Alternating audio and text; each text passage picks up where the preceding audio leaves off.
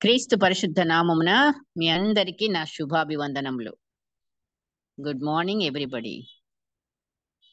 ఈ ఉదయకాలం కొరకై ఏర్పాటు చేయబడిన వాక్య పాఠము సామెతల గ్రంథము 23 అధ్యాయము 23వ వచనం. సామెతలు 23:23. సత్యమును అమ్మివేయక దాని కొని ఉంచుకొనుము, జ్ఞానమును ఉపదేశమును వివేకమును కొని ఉంచుకొనుము. దేవుడు తన పరిశుద్ధ వాక్కులను మనందరి హృదయములలో ఫలింపచేయునుగాక.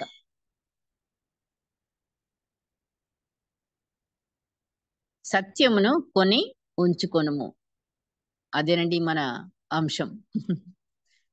వెళ్దాం మరి. ఎక్కడికి? ఎక్కడ దొరుకుద్దో అక్కడికి కదా. అవును, సత్యము, జ్ఞానము, వివేకము ఇవి బజార్లో దొరుకుతాయా? కొందామంటే మరి ఆయనేమో కొని ఉంచుకోమంటున్నాడు. వాక్యం చెప్తుంది కొని ఉంచుకోండి. వెళ్ళి అడిగితే ఇస్తారా మార్కెట్లో? మరి ఏ షాప్లో దొరుకుతాయో, మరి ఇంకా ఎక్కడికి వెళ్ళాలో కొనడానికి? ఇవన్నీ కావాలి ఒక మనిషికి. మనం వెళ్తే మార్కెట్లో పెద్ద పెద్ద షాపులకు వెళ్ళినా, మరి అమెరికా ఎక్కడికి వెళ్ళినా సరే ఇవి ఎక్కడ కూడా మనకి బయట దొరికేవి కాదు. కానీ కొని ఉంచుకోవాలంట. ఎలాగా? సత్యమును, జ్ఞానమును, వివేకమును కేవలం ఇవి దొరికేవి స్థలం ఒక దేవుడి దగ్గరే. ఆయన మాత్రమే అనుగ్రహించేవి. అవును, మరి ఆయన మాత్రమే అనుగ్రహించే వాటిని ఎవరైనా ఆయన వరాలు గాని, ఆయన తలాంతులు గాని ఆయన ఫ్రీగా ఇచ్చేదేగా. అంతేగాని మనం కొనలేంగా. అన్ని ఆయన ఫ్రీగా ఇస్తాడు. డబ్బులు పెట్టి కొందాం అనుకున్నాడు ఒకడు కదండి. పౌలు గారు వాడి కళ్ళు మూసి గుడ్డోని చేశాడు. నువ్వేం అడుగుతున్నావు? నాకు ఈ వరం కావాలి, నేను చేయి పెడితే ఆత్మ దిగి రావాలి మీరు చేసినట్టుగా, నేను కూడా కొంటానని ఈ డబ్బులతో మ్యానిపులేట్ చేయాలని దేవుని వరంకి అలా కొనడానికి ప్రయత్నం చేశాడు ఒకడు కదా, మనకు తెలుసు. కానీ మరి దేవుని యొక్క వరాలు, ఆయన ఇచ్చే ఆయన సత్యమును, జ్ఞానమును, ఆయన ఉపదేశమును, వివేకమును ఇవి మనము దేవుని దగ్గర నుంచే పొందుకోవాలి. మనం కొనేటి కాదు మరి, కానీ కొనమంటున్నాడు ఆయన. సో ఫ్రీగా దొరికే వాటిని ఎలాగండి కొనేది? అంతేనా? మరి 55 యెషయా గ్రంథం తీయండి, 1వ వచనం చదువుతున్నా. యెషయా 55:1వ వచనం. దప్పిగొనిన వారలారా నీళ్ల యొద్దకు రండి, రూకలు లేని వారలారా మీరు వచ్చి కొని భోజనము చేయుడి. రండి, రూకలు లేకపోయినను ఏమియు ఇయ్యకయే ద్రాక్షారసమును పాలను కొనుడి. అక్కడ కూడా మరి యెషయా ద్వారా దేవుడు పిలుపునిస్తున్నాడు, అందరు రమ్మంటున్నాడు. దప్పిగొనిన వారలారా నీళ్ల యొద్దకు రండి. ఏ దప్పిక, ఏ నీళ్లు, అది మనం చూడాలి. ఏ రూకలు, ఈ రూకలు లేని వారలారా అన్న మాట అర్థమవుతుంది. రూకలంటే ఇక మన డబ్బులు, ఏ దేశంలో ఏ డబ్బులో అవి. అవి లేకపోయినా కూడా రమ్మంటున్నాడు. వచ్చి ఏమి ఇయ్యకనే ద్రాక్షారసమును పాలను, అక్కడ మాట మాత్రం కొనుడి అని ఉంటుంది. కొనుడి, కొనుడి అంటే ఒకవేళ కంపల్సరీ చెల్లించాలి. కొనడం అంటే ఊరికే రాదు, కొనుక్కోవాలి. ఆయన దగ్గర నుంచి కొనుక్కోవాలి. మనం ఈ డబ్బులతోనే అది రాదు. కానీ మనం పెట్టే డబ్బులేంటో, ఆ ధర ఏంటో ఈ రోజు మనం ధ్యానించుకోవాలి. నిజమే, వచ్చి భోజనం చేయమంటున్నాడు. రూకలు లేకపోయినా ఏమి ఇయ్యకనే ద్రాక్షారసమును పాలను అన్ని ఆయన ఫ్రీగానే ఇచ్చే ఆయన దగ్గర నుంచి మనము ఈ రూకలతో మనం మార్పిడి చేయలేం. అక్కడ అవి చెల్లవు. ఈ డబ్బులు అక్కడ చెల్లవు. అవును కదా! మరి మన దేశాలలోనే మన కరెన్సీ మరి అమెరికాలోకొస్తే మరి ఇక్కడ ఇండియా డబ్బులు చెల్తాయా అండి? చెల్లవు.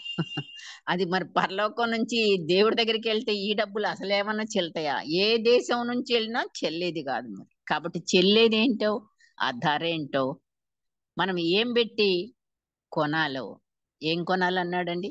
సత్యం. సత్యమును కొనాలి. సత్యం ఏంటి? సత్యం అంటే ఎవరు? మనకు తెలుసు. నేనే మార్గమును, సత్యమును, జీవమును అని చెప్తున్న యేసయ్య. ఆయన పేరే సత్యం. ఆయనే సత్యం. హ్మ్. మరి ఆయనని మనం కొనాలంట. అంతే కదా! ఎలా కొంటాం? ఆయన సత్యం మనకు తెలుసు. ఆయన స ఆయన యేసుక్రీస్తే మార్గము, సత్యము, జీవమని. కదా! ఎంతో కొంత మరి మనం ధర చెల్లించాలి. ఆ ధర ఏమై ఉన్నది అంటే, ఒక త్యాగమై ఉన్నది. ఎందుకంటే యేసయ్య త్యాగముతో కూడిన ఆ! కార్యము ద్వారానే మనకు రక్షణ, సమాధానము, మన పాపానికి క్షమాపణ, శాపానికి విమోచన, నిత్య రాజ్యం ఇవ్వడానికి ఇవన్నిటికి కూడాను మరి ఆ సత్యము త్యాగంతో రక్షణ మనకి అనుగ్రహించాడు. అలాగే మనం కూడా ఆ సత్యాన్ని మనలోకి కొనుక్కోవడానికి మనం కూడా త్యాగంతో కూడిన సమర్పణ ఆయనకెంతో అవసరం.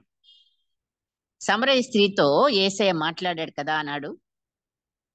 ఆవిడెందుకొచ్చింది? బిందె తీసుకొనొచ్చింది. ఆ బావిలో మంచినీళ్ళు దొరుకుతాయి. అంటే త్రాగునీరు ఉంది బావిలో. ఆ నీటి కొరకొచ్చింది తన శారీరక దాహాన్ని తీర్చుకోవడానికి. దేవుడెంత లోతుగా చూసాడంటే, బావెంత లోతుందో, మన హృదయం ఎంత లోతుందో, ఆవిడ హృదయం ఎంత లోతుందో చూడగలిగిన దేవుడు యేసయ్య.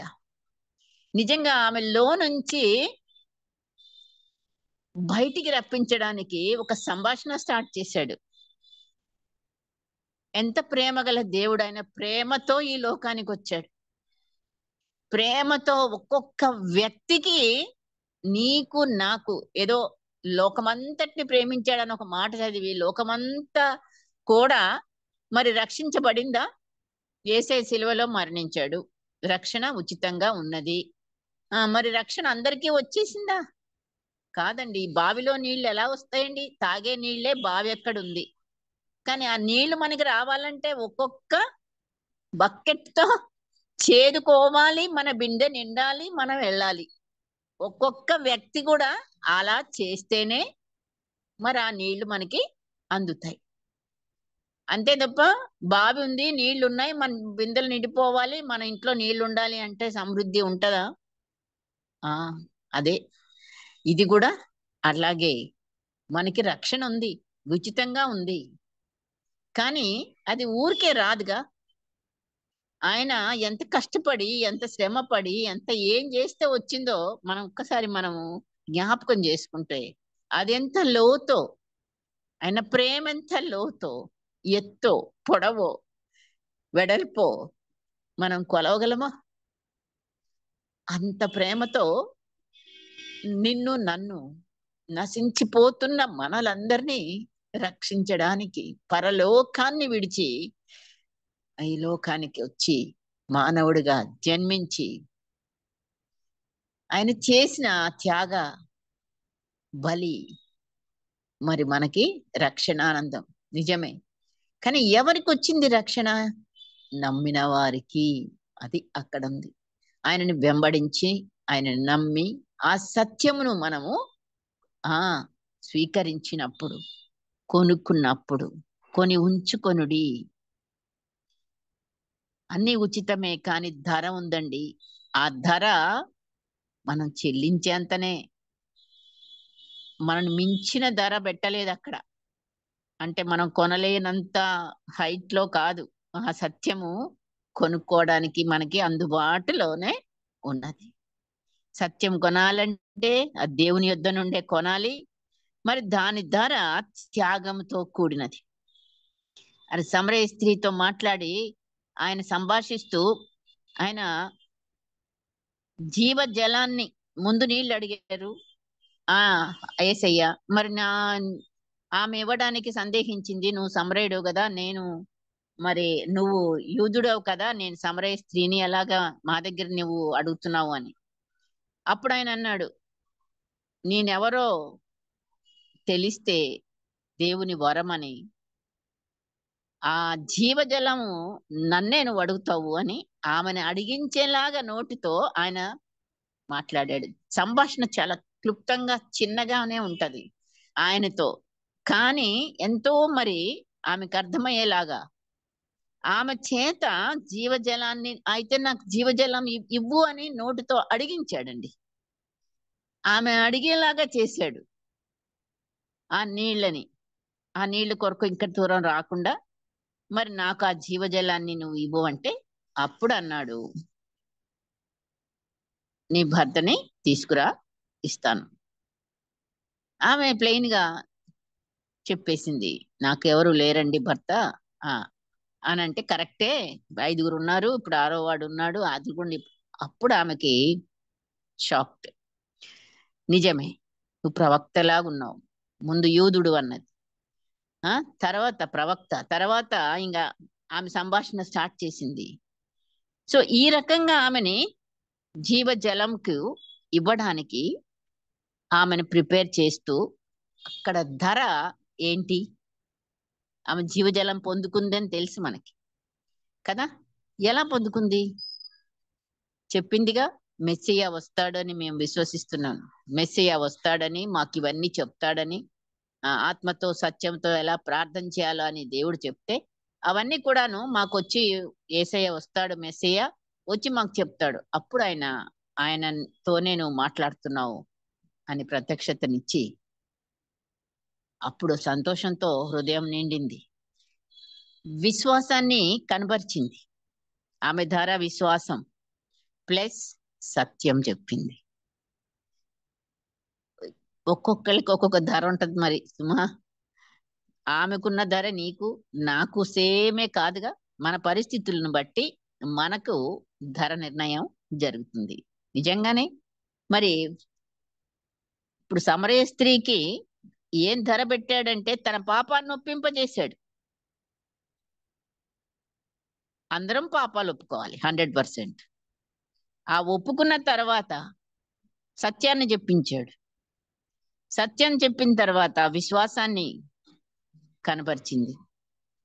ఆ విశ్వాసానికి క్రీస్తు తన ప్రత్యక్షతను ఆమెకిచ్చి నిత్య జీవంతో నింపాడు. వెంటనే పరిగెత్తింది, బిందె అక్కడ వదిలిపెట్టేసింది, వెళ్ళి తన సాక్ష్యాన్ని ప్రతి ఇంటికి చెప్పడానికి వెళ్ళింది. ఏమని చేశాడు ఆమెని ఇప్పుడంటే, జీవజలం ఇవ్వడమే కాదు, ఆయన ఒక ప్రామిస్ చేశాడు మనకి. ఇప్పుడు యోహాను సువార్తలో ఒక మాట ఉంటది కదా, 7వ అధ్యాయంలో, అందరికీ తెలిసిందే మన మాట. 7, నా యందు విశ్వాసం ఉంచువాడెవడో, 7:38 యోహాను సువార్తలు. నా యందు విశ్వాసం ఉంచువాడెవడో లేఖనము చెప్పినట్టు వాని కడుపులో నుండి జీవజల నదులు పారునని బిగ్గరగా చెప్పాను. అదే పరిశుద్ధాత్ముడు పొందబో ఆత్మను గూర్చి ఆయన ఆ మాట చెప్పాడు. అవును, మనమందరం కూడా ఇప్పుడు ఏం కలిగి ఉన్నాము, జీవజలం కలిగి ఉన్నామా? ఎస్గా అంటే పరిశుద్ధాత్మను నింపుకొని ఉన్నాము. అవును, ఆయన యందు విశ్వాసంతో. మరి మన కడుపులో నుంచి ఏమున్నాయి, హృదయం నిండిన దాన్ని బట్టి మాట్లాడుతుంది కదా. హృదయం అంతా కూడా జీవజల జీవ జలము మనలో నుంచి ప్రవహించేది. మన హృదయ జీవజల ధారలు మన హృదయాన్ని భద్రంగా పెట్టుకోమన్నది. అందుకే భద్రంగా హృదయంలో నుంచి అన్ని రకాలు వస్తాయి బయటికి కదా.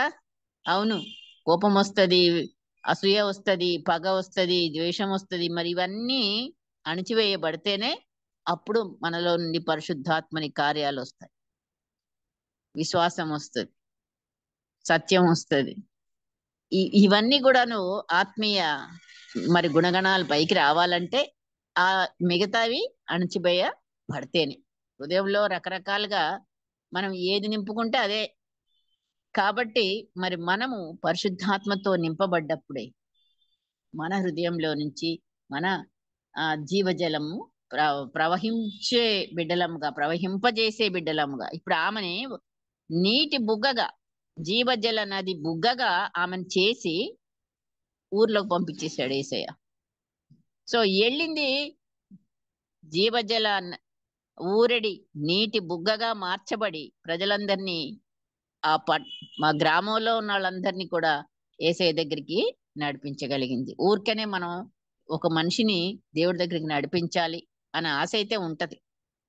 నడిపించలేకపోతున్నాము అంటే ఏం లేదు, జీవజల నదులు ప్రవాహము లేదన్నమాట. ఎందుకని అంటే మన హృదయంలో ఇంకా కూడా కోపాలు, తాపాలు, పగలు, ద్వేషాలు, రకరకాలుగా ఈ హృదయము చీకటితో మిక్స్ అయి ఉంది. మరి జీవజల నది ఎలాగొస్తుంది? అది బయటికి రావడానికి ఇవన్నీ అడ్డులు, ఆటంకాలు, బండలు ఉన్నాయన్నమాట. సో ఇవన్నీ లేనప్పుడే ఆ నది ప్రవాహము ఒక వ్యక్తి దగ్గరికి వెళ్ళడానికి. ధనవంతుడైన యవనుడు యేసయ్య దగ్గరికి వచ్చాడు కదండి. దేనికోసం వచ్చాడైనా? నిత్య జీవమునకు వారసుడు నగుటకు నేనేం చేయాలి? నిత్య జీవం కావాలని కోరుకుంటున్నాడు. జీవం కావాలి. నిత్య జీవం అంటే పరలోకమే. కావాలనే యేసయ్య దగ్గరికే వచ్చాడు. ఆయనే నిత్య జీవం. ఆ నిత్య జీవం దగ్గరికే వచ్చాడు. ఆయన్నే పొందుకోవడానికి వచ్చాడు. అది ఆయనకి మర్మంగా ఉంది, కనిపించట్లేదు ఆయన యేసయ్య. మరి ఆయనే నిత్య జీవం అనే సంగతి. కానీ మనమెంత మరి ధన్యులమో ఇవన్నీ మనకు బాగా తెలిసిపోయినాయి. ఎందుకంటే వాక్యం ఉన్నది, చెప్తా ఉన్నారు. మరి గ్రహించే శక్తిని పరిశుద్ధాత్మ దేవుడు మన ప్రక్కన ఉన్నాడు. ఇవన్నీ కూడా మనకి ఆల్రెడీ మరి బోధకులు బోధ చేస్తూ మనల్ని నడిపించుకుంటా మరి వస్తున్నారు గనక మనకి ఇవన్నీ తెలుసు.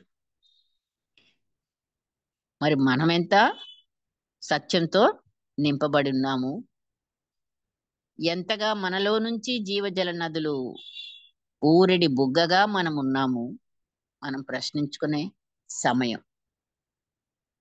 నిజమే, ధనవంతుడైన యవనుడు పొందటానికి నిత్య జీవం ఏం చేయమన్నాడు యేసయ్య? ఆజ్ఞలన్నీ పాటించవయ్యా అన్నాడు.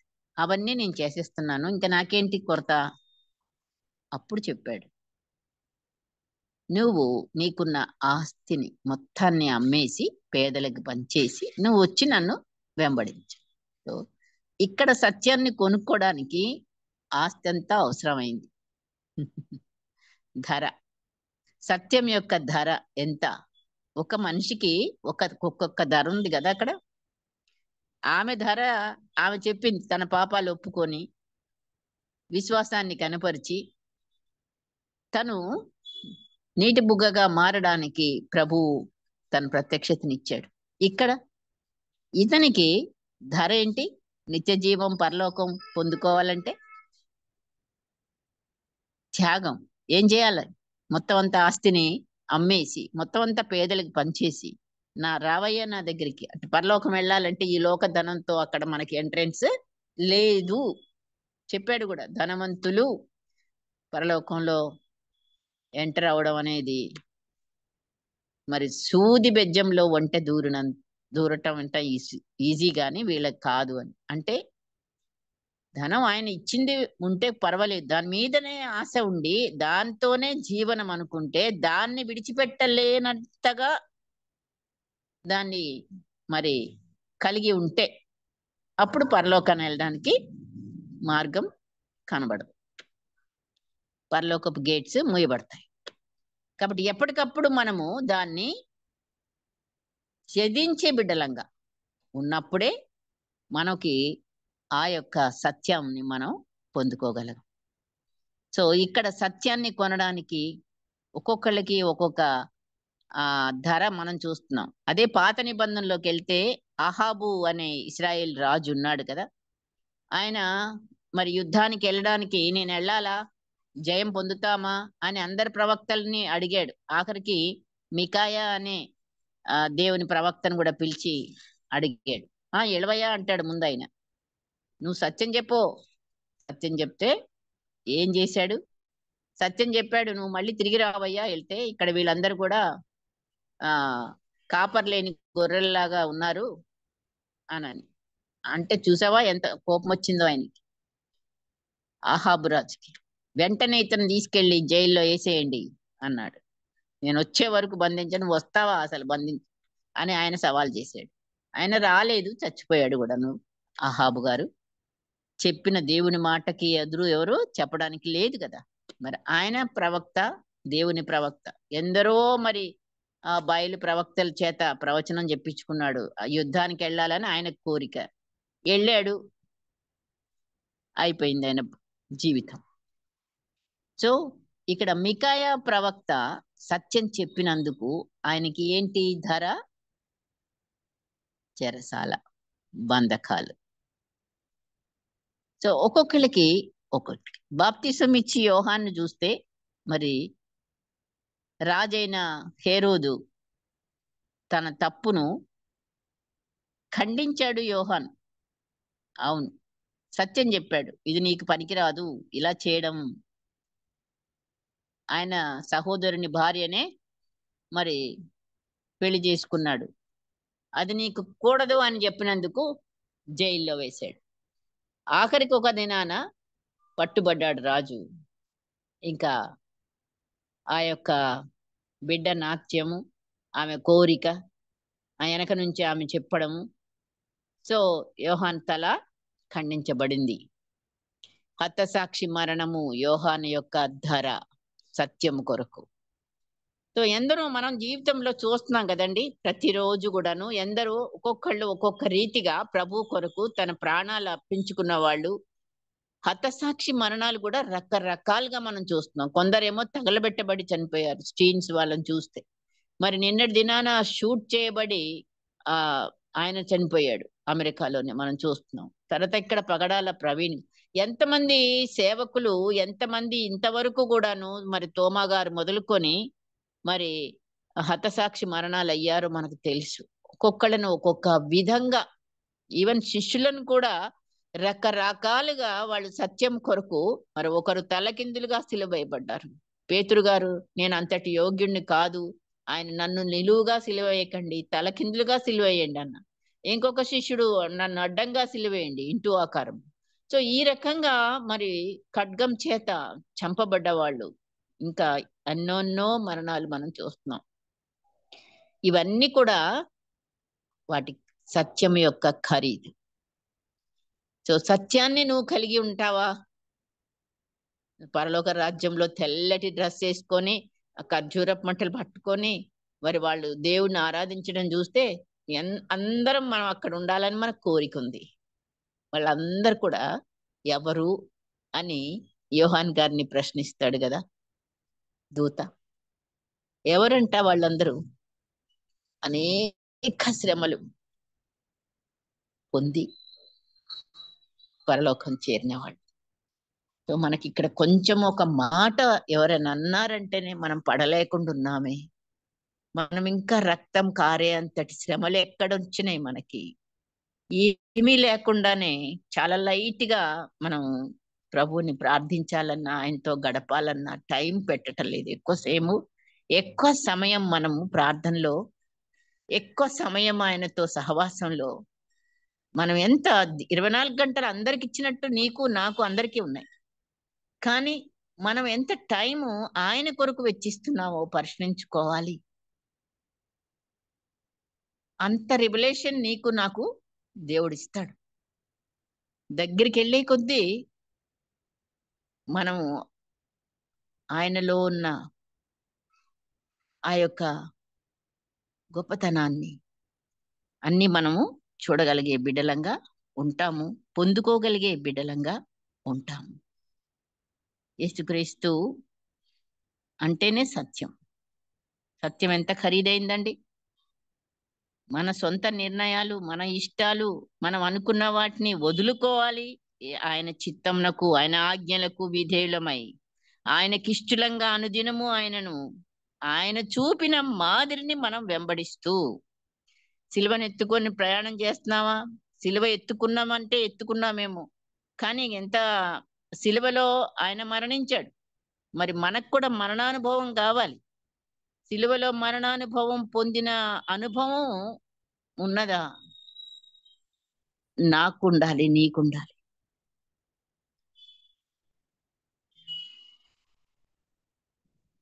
కాబట్టి యేసయ్య మానవుడుగా ఈ లోకానికి వచ్చాడు.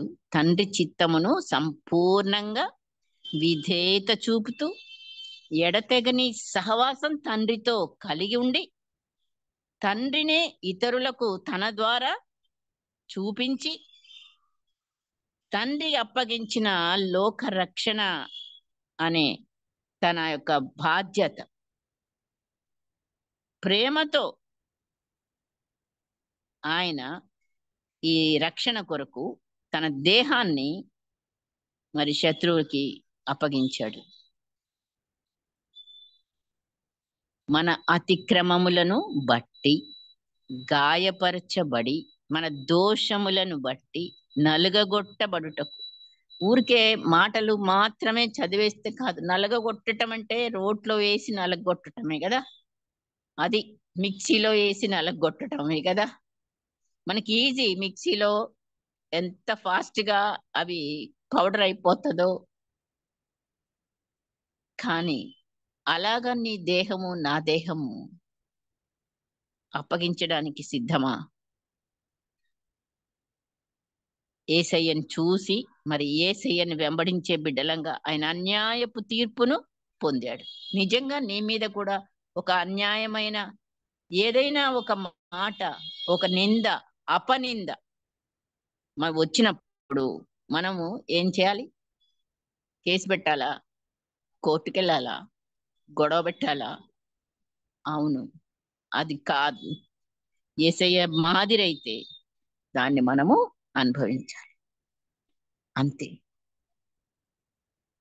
ఆయన అపరాధ పరిహారార్థ బలిగా తన శిలువలో పరిశుద్ధ రక్తాన్ని చిందించి తన ప్రాణాన్నే సమర్పించి బలి అయ్యాడు. 3వ దినమున పునరుద్ధానుడై మరి తండ్రి కుడి చేతి వైపున సింహాసనాసీనుడై నిరంతరము జీవించుచున్నాడు. ఏం చేస్తున్నాడు? ఎంజాయింగ్ గా ఆయన నీ కొరకు నా కొరకు విజ్ఞాపన చేయుచున్నాడు. ఏ రోజు మనం చేసే ప్రార్థనలు ఆయన సరిచేసి తండ్రికి అప్పగించి మనకి లాయర్గా సాతానుడు తీసుకెళ్లే ఫిర్యాదులకు మధ్య ఆయన అక్కడ నిలబడి ఇది కాదు నన్ను అడిగింది ఆల్రెడీ క్షమాపణ అని చెప్పి మనల్ని తను సపోర్ట్ చేస్తూ తండ్రి ఎదుట సాతానుని పక్కకు నెట్టు. మరి మనం చేసే తప్పులు ఎన్నో ఉంటాయి, కానీ వెంటనే మనం క్షమాపణ అడుగుతున్నాం, నిజమే. ఆ క్షమాపణను ఆయన అక్కడ వేడుకుంటున్నాడు. నాకు అడిగింది క్షమాపణ గనక ఈమెకు శిక్ష ఇవ్వడానికి లేదు అనేది.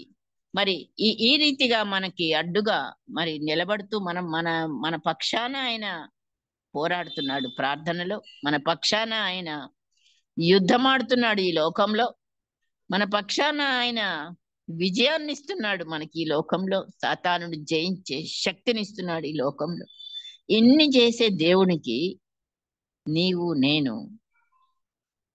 మనం చెల్లించే ధర ఎంత, ఏంటి? శ్రమలు మనకొచ్చేవి ఇవే కదా. వ్యతిరేకతలు, అణిచివేయబడుట, హింస, నింద, ఇంకా లాస్ట్కి మరణం. ఇవి మన ధర. నీకు నాకు సత్యమును కొని ఉంచుకోవడానికి ఏదొచ్చినా వీటి విషయంలో లేమి కావచ్చు, దరిద్రత కావచ్చు, రోగం కావచ్చు, ఇంకేదైనా కావచ్చు కాక అది నాది నా ధర అని అనుకుంటే మనకు అక్కడ బాధ ఉండదు. అనుభవిస్తాం బాధ శరీర రీతిగా, బట్ ఆత్మ సంతోషిస్తుంది. కాబట్టి మరి మనం సత్యం కొరకు నిలబడే బిడ్డలంగా, మరి శిష్యుడైన యోహాను అంటే ఎవరండి? యేసయ్య ప్రేమించిన శిష్యుడు, అంతేనా? కాదు, యేసయ్యను ప్రేమించిన శిష్యుడు. యేసయ్యను అందరికంటే ఎక్కువ ప్రేమించింది యోహానే. అందుకే ఆయన అందరిలాగా మరణించలేదు. అందరు కూడా మరణించారు యేసయ్య కొరకు, హతసాక్షి మరణాలే. ఈయనను మరణించాలా అని చెప్పేసి చంపడానికి ఎన్నెన్నో చేశారంట. ఆయన చావలేదు మరి ఆ రీతిగా. అందుకని ఏం చేశారు? తీసుకెళ్లి పద్మాస్ ద్వీపంలో ఒంటరిగా పడేశారు. వీళ్ళు హ్యాపీగా ఉన్నారు. ఓ, మేము శిక్షిస్తున్నాం ఆయనని. ఒంటరిగా ఉన్నాడు. ఒక్క పురుగు లేదు అక్కడ, మనుషులు ఒక్కడే ఉన్నాడంట. సో అది మనుషులకి ఏముంది, మేము అతన్ని శిక్షిస్తున్నాము అనే ఒక సంతోషం ఉండిందేమో. కానీ అక్కడ యేసయ్య పరలోకాన్ని తెరిచాడండి ఆయన కోసం. అది దేవుని యొక్క కార్యం. శిష్యుడైన యోహాను సత్యం కొరకు ఇచ్చిన ధార, ఒంటరితనము, పద్మాస్ ద్వీపంలో ఎన్నెన్నో శ్రమలు ఆయనకు కూడా వచ్చాయి. అందులో ఆయన ప్రాణం పోలేదు. కాబట్టి వాళ్ళు ఏం చేశారంటే ఆయనను తీసుకెళ్లి పద్మాస్ ద్వీపంలో పడేశారు.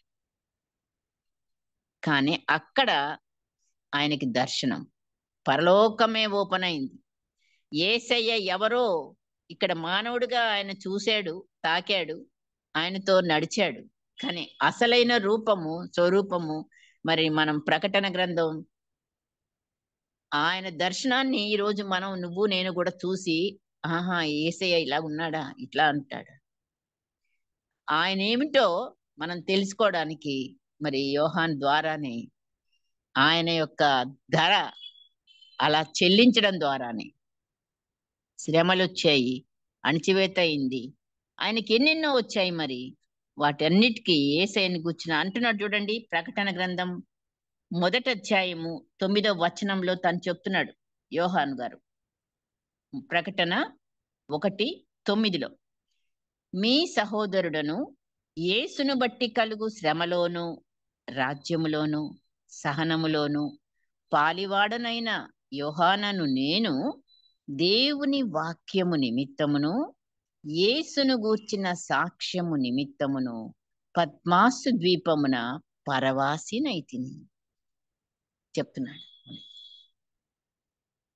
యేసు కొరకు తను పరవాసయ్యాడు. కుటుంబాన్ని, బిడ్డలను, సంఘమును ఆయన ఒక పాస్టర్ గా చేసేవాడు. ఇవన్నిటినీ వదిలి ఒక సపరేట్ అయిపోయి ఒక్కడే ఒక దగ్గర ఉండాలంటే ఏమీ లేదు అక్కడ. కానీ దేవుని యొక్క తోడు మనకు, నువ్వు ఎక్కడున్నా కూడా ఆ బలం వేరు, ఆ శక్తి వేరు, ఆ ధైర్యం వేరు. ఇవన్నీ కూడాను నువ్వు నేను ఏ మానవుడి ద్వారా, ఏ ఒక దేని ద్వారా కూడా నువ్వు పొందలేనంత ఆనందం దేవునితో తప్ప మరెక్కడా లేదు. అందుకనే మరి యోహానును అన్నాడు కదా, పేతురు అడుగుతాడు, నువ్వు వచ్చి నన్ను వెంబడించాయా అంటే, ఈయన సంగతి ఏంటి అని వెనకాల వచ్చే యోహాను గురించి అడిగితే, ఆయన నేను వచ్చే వరకు ఉండాలంటాడు. ఆయన వచ్చే వరకు, తను మళ్ళీ రెండవ రాకడ వచ్చే వరకు కూడా ఉంటాడు యోహానని మాట అర్థం వచ్చేటట్టుగా మాట్లాడితే, ఓ ఈయన చావుడు కావచ్చు, ఈయన ఉంటాడేమో మళ్ళీ రెండవ రాకడ వచ్చే వరకు అని. ఉన్నాడా లేదా ఇప్పుడు యోహాను? ఉన్నాడు. ఈ రోజున ఆయన మాట్లాడుతున్నాడు నీతో నాతో. ఆయన వచ్చే వరకు కూడా ఈ గ్రంథంలోని చివరి గ్రంథం ద్వారా మరి ఎన్ని సత్యాలు మనము తెలుసుకోవడానికి ఆయన మనకు చెప్తున్నాడు. ఒక్కొక్క దర్శనం, ఒక్కొక్క అధ్యాయంలో ఏం చూస్తున్నాడో, ఏం చెప్తున్నాడో మనం బాగా ధ్యానిస్తే మరి ఆయన ఈ రోజు వరకు కూడా సజీవంగా ఉన్నట్టే. వాక్యం ద్వారా ఆయన మాట్లాడే మాటలను నువ్వు నేను మరి వింటున్నాం. కాబట్టి మనమందరం కూడాను యేసయ్య అనగా ఎవరని పరలోక దర్శనంలో చూస్తారు కదా, నమ్మకమైన వాడును 19వ అధ్యాయంలో ఆయన రాస్తారు మరి యేసయ్య ఎవరనేది. నమ్మకమైన వాడు, సత్యవంతుడు అను నామము గలవాడు యేసయ్య. తర్వాత అదే అధ్యాయంలో దేవుని వాక్యము అను నామము గలవాడు. ప్రభువులకు అదే రాజులకు రాజును, ప్రభువులకు ప్రభువును అను నామము గలవాడు యేసయ్య. అలాగా మనకి ఆయన ఎవరో మనం తెలుసుకోవడానికి యోహాన్ యొక్క మరి దర్శనం ద్వారా నువ్వు నేను ఇవన్నీ కూడా తెలుసుకుంటున్నాం. ఇంకా ఎంతో మరి నీకు నాకు బయలుపరచబడాలి అని అంటే నువ్వు నేను కూడా కొంత త్యాగం, మరి కనీసం టైం అన్నా త్యాగం చేసి ఎక్కువ సమయం బైబిల్ చదవడానికి నువ్వు చదివే 1 గంట లేకపోతే 2 గంటలైనా దేవుడి కోసం మరి మనం ప్రార్థన చేయడంలో, వాక్యం చదవడంలో ఎక్కువ సమయాన్ని మనం దేవుడికి ఇచ్చి ఆ కొంచెం త్యాగమైన మొదలు పెడితే అప్పుడు ఆ సత్యాన్ని మనం ఇప్పుడు సత్యాన్ని అమ్ముకున్నవాడు ఎవరయ్యా అంటే మనకు బాగా తెలుసు, చెప్తాం, ఇస్కరియోతు యూదా. ఆయన పేరు ఒకటేనా? ఇప్పుడు ఆయన ఇంకా ఆ లిస్ట్ లో ఇంకెవరన్నా మనం ఉన్నామా? ఏ విషయంలోనైనా కానీ తప్పుడు లెక్కలు తప్పుడు మరి చేసినప్పుడు మనం అమ్ముకున్నట్టుగా అవుతాం. కాబట్టి యూదాని కూడా మనం చూసుకుంటూ మనం ఈ సత్యాన్ని అమ్మి వేయక అని రాసింది మొట్టమొదటి మాట. దానిని కొని ఉంచుకొను. జ్ఞానం అంటే యేసయ్య, ఉపదేశం ఆయనదే, వివేకం ఆయన యందు భయభక్తులు కలిగిన వారికి జ్ఞాన వివేకములు కదా. ఇవన్నీ కూడాను కేవలం దేవుడి నుంచే. కాబట్టి మనకి ఇవన్నీ అవసరం జీవితంలో. ఇవి లేకుండా మనం యేసయ్య లేకుండా మొత్తం అంతా సున్నా. కాబట్టి ఎన్ని లోకరీతిగా గొప్పతనాలున్నా, లోక కరెన్సీ నీ దగ్గర ఎంతున్నా అది అక్కడ చెల్లేది కాదు మరి. కాబట్టి దేవుని దగ్గర ఇచ్చే ధర వేరు, దేవుని నుండి పొందే వరం వేరు. సో అట్టి సత్యాన్ని నువ్వు నేను కలిగి ఉన్నప్పుడు పరిశుద్ధాత్మ దేవుడు మనల్ని ఎలా నడిపిస్తాడు? ఇదిగో ఇదే త్రోవ, దీనిలో నడువుడి అనే ఒక శబ్దం మన చెవులకు మన వెనక నుండి వినిపింపజేస్తూ ఆయన మనకు ముందుగా నడిపించుకునే దేవుడు. అట్టి భాగ్యము మన అందరికీ పరిశుద్ధాత్మ దేవుడు అనుగ్రహించునుగాక. ప్రార్థన చేసుకుందాం. పరిశుద్ధుడైన మా తండ్రి, లెక్కలేని వందనాలు, స్తోత్రాలు చెల్లిస్తున్నాం నాయన. నీ ప్రత్యక్షత కొంతైనా మేము నేటి దినాన ప్రభువా నీ వాక్యం ద్వారా, పరిశుద్ధాత్మ దేవా నీ మాట ద్వారా మేము కూడా సత్యమును తండ్రి అమ్మివేయక దాన్ని కొని ఉంచుకునే జ్ఞానము మాకందరికీ మీరు అనుగ్రహించాలని, మీ యొక్క ఆశయాన్ని మేము ఎరిగి తండ్రి ఇట్టి సత్యమును, జ్ఞానమును, వివేకమును మేము కలిగి ఈ లోకంలో ప్రభువా నీ అందలి విశ్వాసముతో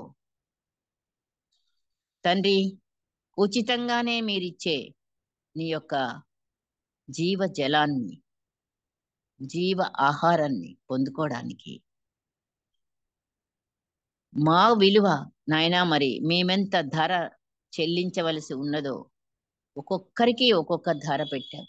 అవును నాయన, అట్టి ధరను మేము చెల్లించి ఆ త్యాగంతో ప్రభువా మరి మేము కూడా సమరయ స్త్రీ వలె తండ్రి జీవజల నీటి బుగ్గగా మార్చబడుటకు మమ్మల్ని మేము సంపూర్ణంగా నీకు సమర్పించుకుంటూ ఇట్టి జీవజల ఊటగా, నీటి బుగ్గగా మేము మార్చబడి ఇతరులకు కూడా నీ సన్నిధికి నడిపింపచేసే బిడ్డలంగా ఉండడానికి తండ్రి మా హృదయాలను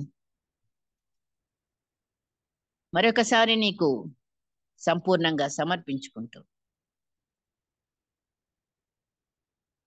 అనేకులకు మేలుకరమైన, ఆశీర్వాదకరమైన బిడ్డలంగా జీవించుటకు, నీకు మహిమకరముగా జీవించుటకు మీ శక్తితో మమ్మల్ని నింపి పంపుమని బ్రతిమాలుకుంటూ బిడ్డలను, నన్ను నీ కృపాసనం ఎత్తెత్తి పట్టుకొనొచ్చు నీ ఆశీర్వాదమునకి అప్పగించుకుంటూ యేసు పరిశుద్ధ నామమున అతి వినయంతో బ్రతిమలాడి వేడుకొంచున్నాము తండ్రి. ఆమేన్.